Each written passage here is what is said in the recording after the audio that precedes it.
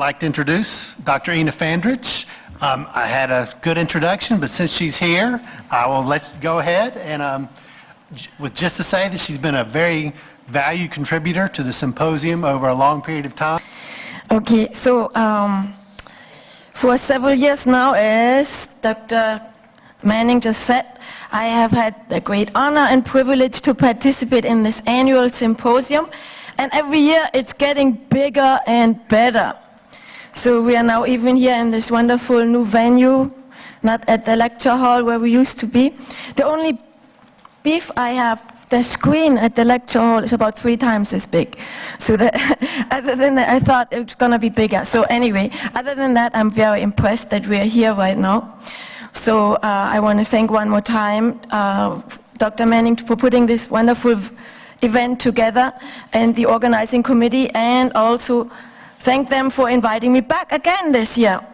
So this time I want to focus on 2 very important characters in Andrew Jackson's army whose contributions have often been overlooked.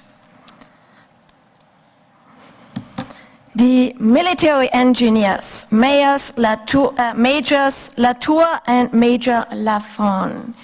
Here we are. Okay, now let's start with the younger one of the 2. Is this working?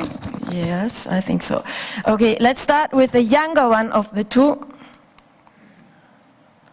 The one that we know better, who was appointed the chief engineer of Andrew Jackson. Here's the only known picture of him, and here is his full name: Géraud Caliste Jean-Baptiste Arsène Lacaillère, Seigneur de la Tour. So nothing less than that. Okay, now, what do we know about him? Does this work? Yes, it does. Okay. What do we know about him? Well, he wrote the #1 source among published materials on the Battle of New Orleans. That's the Times-Picayune saying that. You know, and that's of course the book that everyone has in on their shelves, because it is full of primary documents. Oops, we went back. The historical memoir of the war in West Florida and Louisiana in 1814, 1815, with an atlas. Okay, well, this was already published originally in 1816, 1 year after the war, an enormous achievement. It was written originally in French and translated for the author by H.P. Nugent, a lawyer. So, and it was written by none other but the chief engineer, not a historian, Major Arsène Lacaillère Latour, the principal engineer in the late 7th Military District, United States Army. Okay, originally in 1916 in Philadelphia published, and the way we know it is this 1999 reproduction, collaboration of, now it's gonna work. Okay. It's this collaboration between the University of Florida Press and the Historic New Orleans Collection, with a new introduction of Jean Allen Smith, who has spoken here, I think, 2 years ago. And here we have the original one from 1816, and here's the one that we all love so much, and that probably all of us here have somewhere in their homes. Okay, the introduction ends with this assessment of Dr. Smith. Numerous other authors have contributed articles and books, all of which advance our knowledge of the Battle of New Orleans. Despite all the new studies on the engagement, he's not really impressed, Latour's historical memoirs remains useful and important. Anyone undertaking a study on this topic must still consider Latour's remarkably accurate and insightful book, and I have to say I'm doing the same. I always go back to Latour. So, and perhaps the most significant value of the book was that it was and is the impressive collection of primary documents produced in the appendix. I agree. the first-hand accounts of many individuals who participated in the conflict. Latour served as Jackson's primary engineer and had access to the accounts and reports of many of the primary participants in the drama, and that's how it reads. It's incredibly interesting to read it. So now, Dr. Smith decides no author can ever have personal access to so many individuals or so much material again. For this reason, if no other, no new study will ever replace Arsène Lacaille-Latour's memoir in all eternity. So here we go. Well, who was the guy? All right, let's check it out. Born October 13th in 78 in Aurillac. Aurillac in the Auvergne, in the Massif Central in France, the south of France.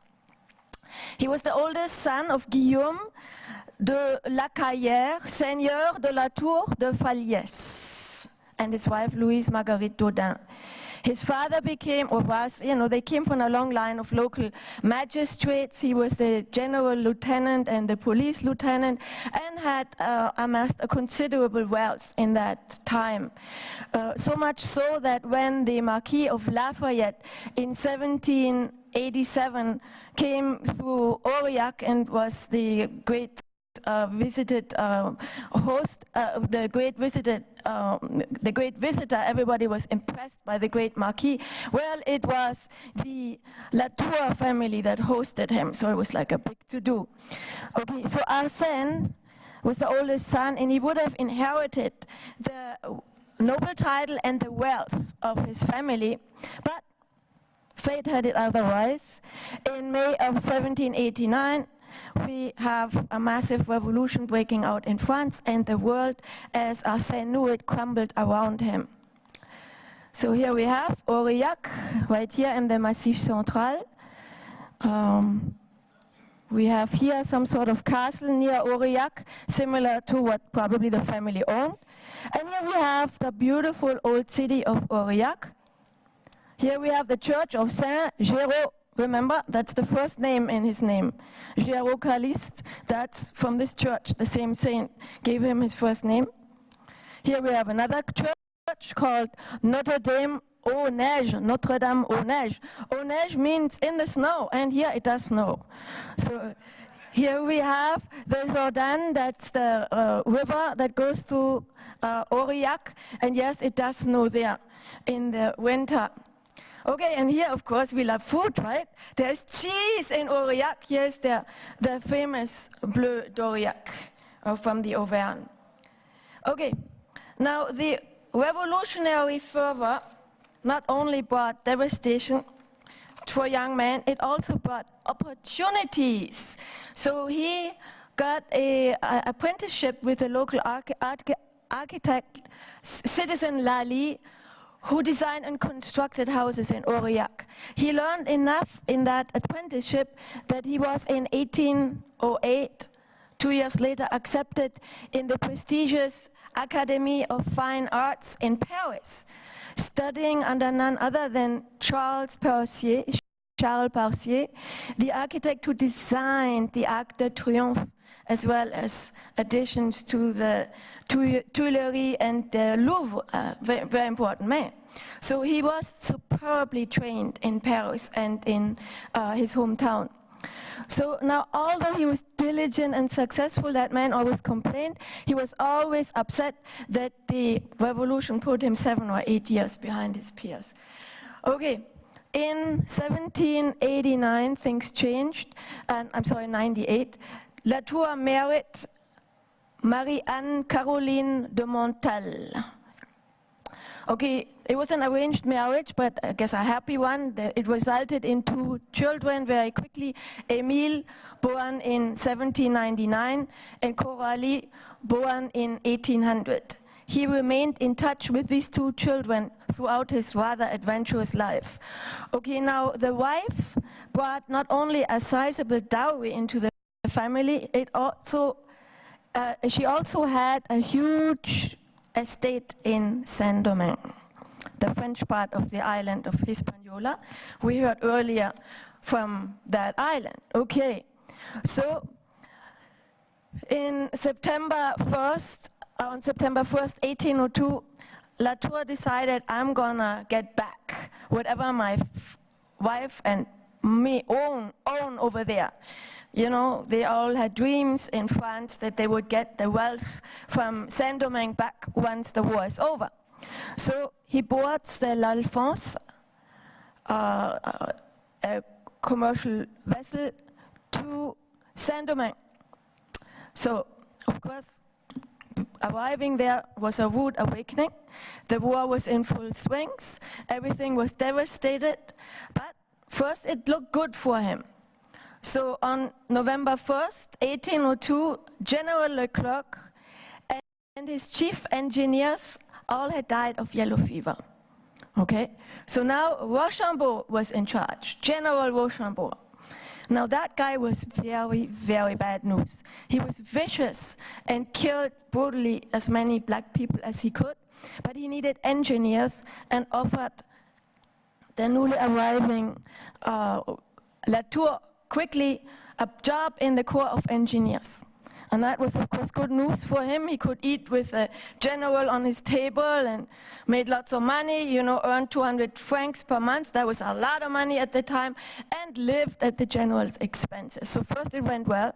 But of course, a year later, the story ended in a big disaster. All the French were killed and thrown out. So that was the end of his stay in Saint-Domingue. Okay, now, Latour left Saint-Domingue for Cuba on an English ship, or maybe already on a privateer ship. It's widely believed that the Lafitte brothers not only fled from the island, but operated a boat service to fish people out from the shores and bring them to safety. So we don't know for sure, but it's possible that they already met in Haiti or in Cuba. So he's been pretty much since that end of the disaster for French people in Haiti, they have been friends with Lafitte. He probably also met already there Lafon. Barthélemy Lafon also was in Haiti at the end of the French rule there as well, speculating to help French people to get out or assisting in the general disaster there when people's heads were rolling and they needed help. And the Lafittes and Lafon tried to bring them either to Cuba or to Louisiana. So now in 1804, we see Latour for the first time in the US. First he settles in New York, and there he also acquires citizenship of the United States, which came handy because now he decides, oh, this is not good, I'm going to Louisiana. After the Louisiana Purchase, he decided, oh, this is much better, people speak French, and probably he already had in mind, oh, and there are my close friends, there is the Lafittes and there is Lafon, and another friend was also there that we have heard many times, a man named Edward Livingston that he already met in New York, and so he also was now in Louisiana. So good reasons to come to New Orleans, and in New Orleans he could get a job very quickly with his buddy, his fellow Frenchman in exile, and his fellow architect, engineer, and other skills, the Barthélemy Lafon. So Barthélemy Lafon got a super job. He was already in Louisiana, as we will see later, but he got in 1806 the super job for any civil engineer and architect in the whole Louisiana territory. He became the deputy surveyor, appointed, where it is here, deputy surveyor of the Louisiana. Here it is, of Orleans Parish, very important man, and he joined the office of Lafon. So it's important that Latour joined Lafon. Lafon was the senior man. He'd already been in Louisiana, probably for since 1789, 1790. So he was already well established in Louisiana. So, and of course, smuggling was profitable, and he definitely was a regular in Barataria, in Grand Isle, in Grand Terre. He was there all the time. So was Lafont, so was all of our bankers, so was pretty much who's who in New Orleans. There is good reason why this competition was between the posters who will post the larger reward, C.C. Claiborne, William C.C. Claiborne or Jean Lafitte. Well, there was no competition really. Everybody liked Jean Lafitte and nobody liked Claiborne. There was no competition at all. And Claiborne was constantly jealous. He was only in his late 20s when he got the job, and he was very insecure. And so that these pirates, so he thought, were so much more popular than him, that was a problem, you know. All right. So now, the Battle of New Orleans. Upon recommendation of Edward Livingston in 1814, General Andrew Jackson appointed Major Latour to the position of principal engineer. As such, he contributed greatly to the spectacular victory over the British at the Battle of New Orleans, and we get to that later. Now, when the battle was over, when you read this memoir, you see that Arsène Latour, like the pirates, were absolutely enamored with this General Jackson. They had a deep sense of loyalty. They keep saying that man was so sick. We see him over there, right, with these big fat pants.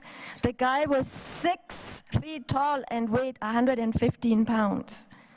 He was sick. He weighed less than me, and I have 5'1". So you see, he was sick the whole time, and they were just all enamored with him because he was determined. Those British are not gonna get us, and that gave them hope. So it's a very interesting memoir to read because it shows the commitment that this man had to him. So when it was all over with, Latour was out of job, right? And Latour decided, oh, that's a great opportunity. I was there in the headquarters. I know everyone who participated in this endeavor. This was an amazing experience. This is my chance. Again, if you're foreign born, you know you have a sense of history because this is, you don't take anything for granted. So he thought, this is just my time. I'm at the source. And obviously the man was extremely well educated. So he took it upon himself immediately afterwards and to, within 1 year, write this amazing book with all its resources and compilation and maps. So it's an amazing achievement for somebody who wasn't even doing this professionally, a historian. Okay, so now, life is not over after he published that book. Okay, he comes back to New Orleans. The book was published in Philadelphia. He comes back to New Orleans and hooks up with his buddy again, Latour and Lafont. You have to imagine they were about 5 feet tall at the most. They were very thin, spoke the weirdest accent, spoke 10 languages fluently, and were just about the smartest, quickest people you can imagine. So these two geniuses got a new job. They worked like the pirates for the Spanish secret spies. So they were looking for gold in the Southwest. And that was this expedition up the Red River, Sabine River, Arkansas River, and Colorado rivers. And wherever they went, they were just about the best cartographers you can imagine. They left detailed maps. When they came back, they left the whole stuff with their boss, you know, headquarters in New Orleans. Père Antoine, Father Antonio de Cedea, the priest at the cathedral. He was the head of Spanish spies in the New World. And by March 1817, Cedea sends Latour to Cuba to meet Captain General José Cienfuegos and Intendant of the Army Alejandro Ramirez. So when he shows them, you know, his maps and shows him also his memoir, those two are so impressed. They immediately offer him a job, and he stays in Havana for quite a while.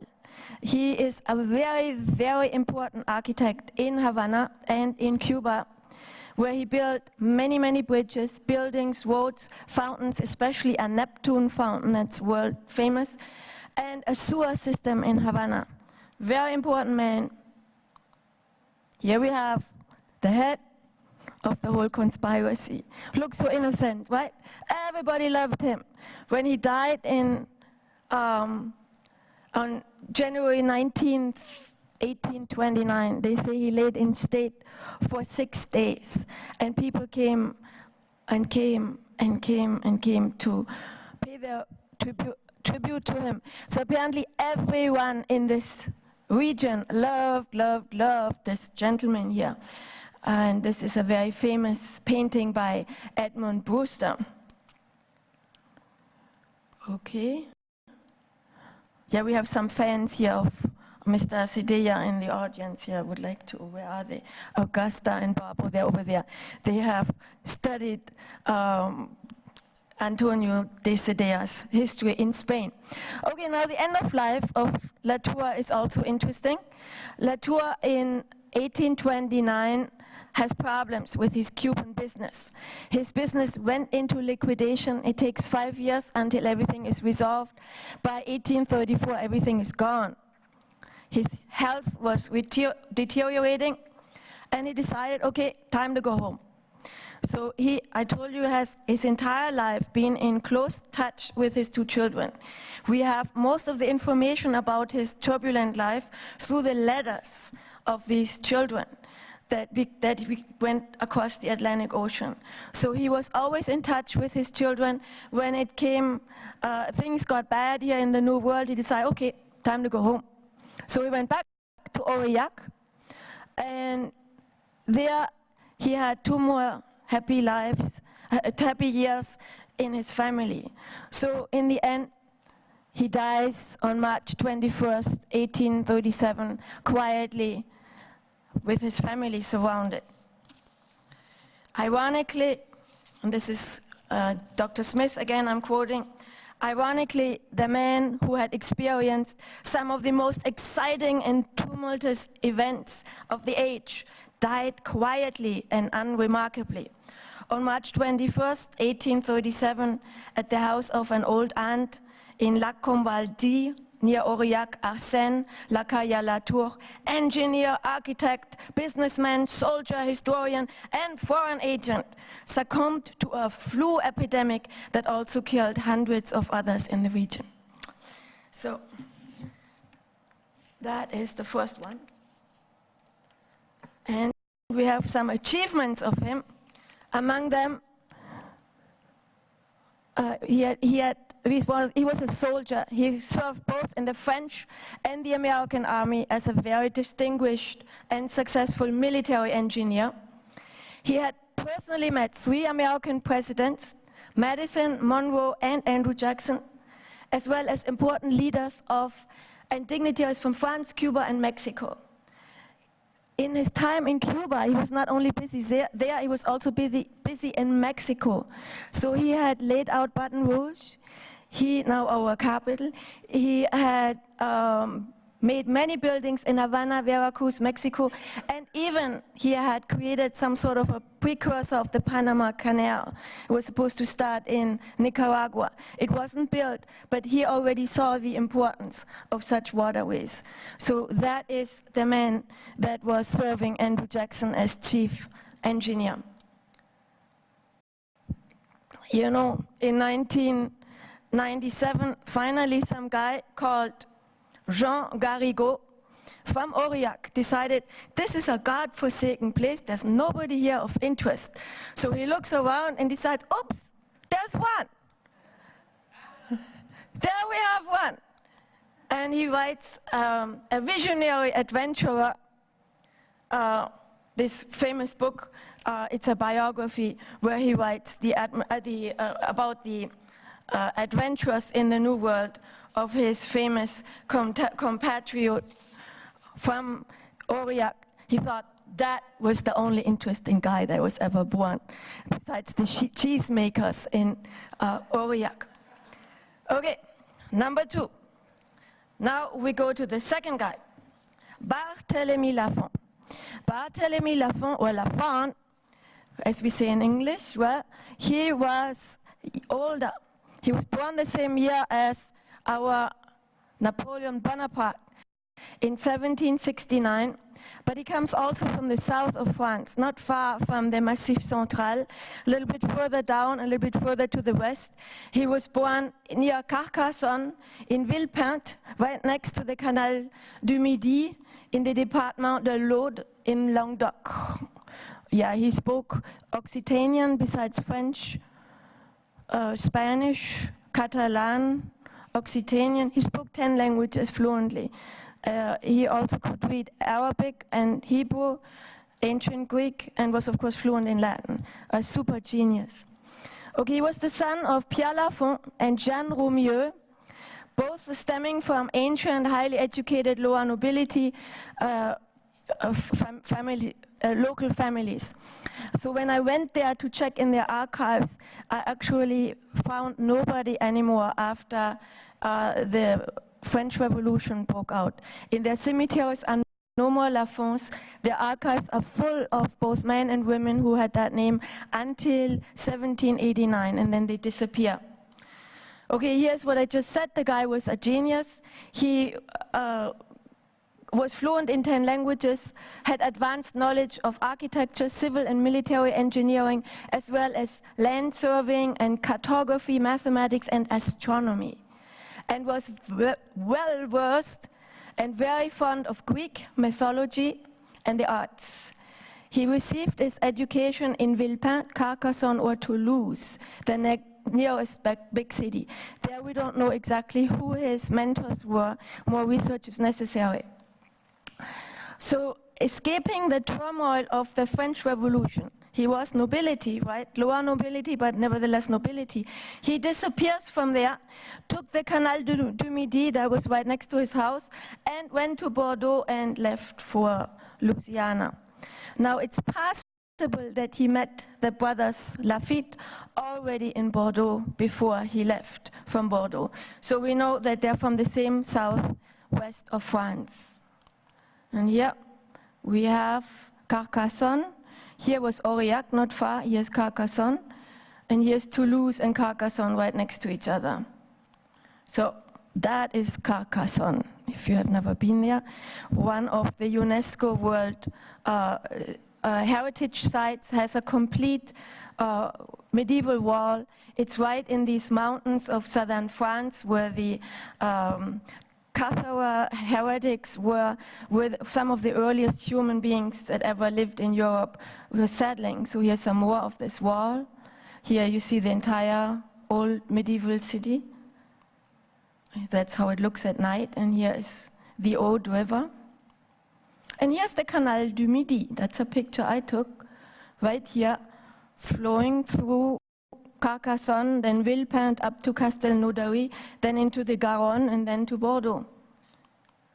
Here we have his signature from a document from 1804.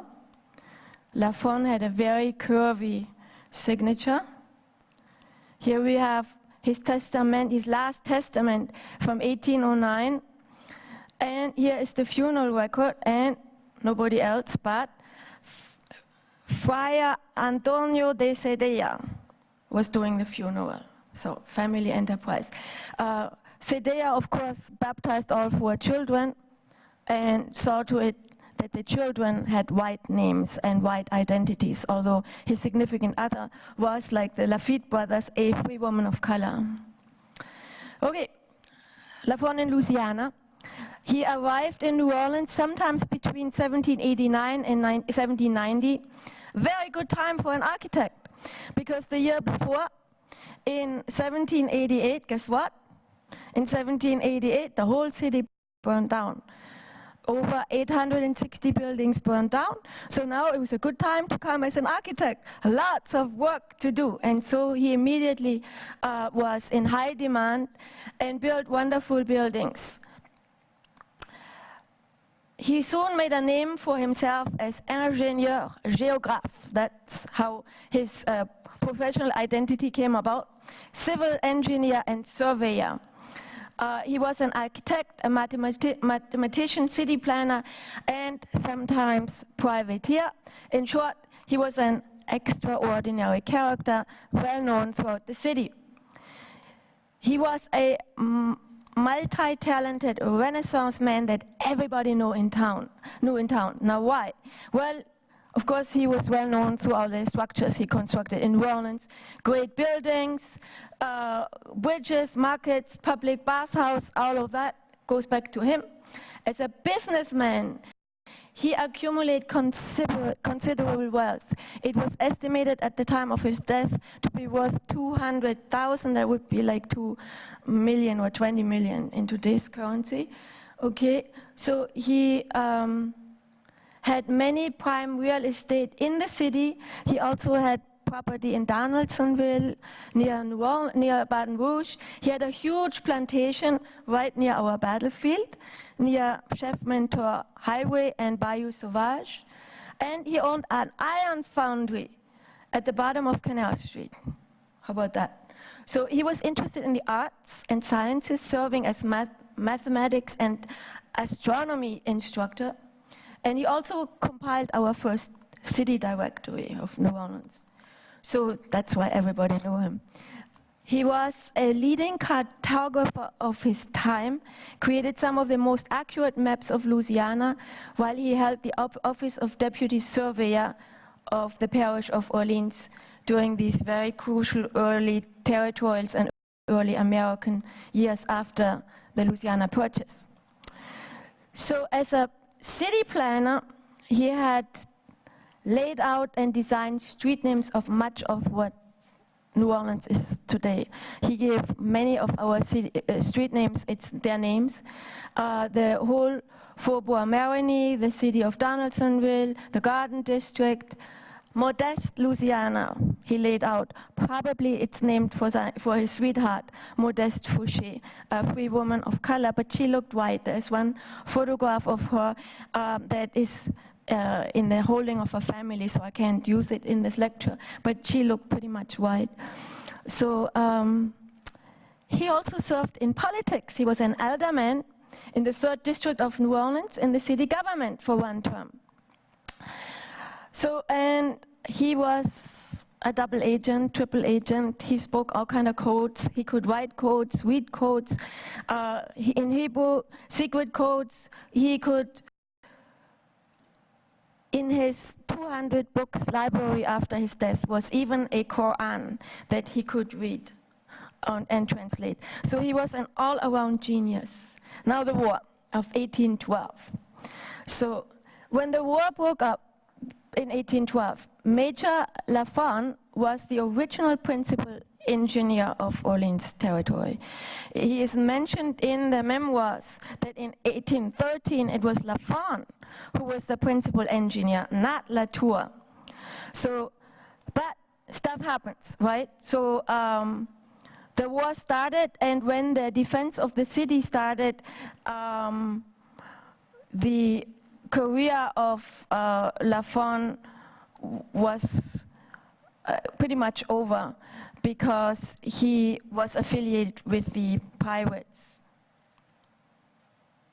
So Lafon got caught in Barataria in the famous raid by Commodore Patterson, and he was then put to jail, and basically he lost his entire reputation, good reputation. The stain of being a pirate lasted on him. So after the battle, he could never really get good contracts anymore, and was forced more and more into piracy.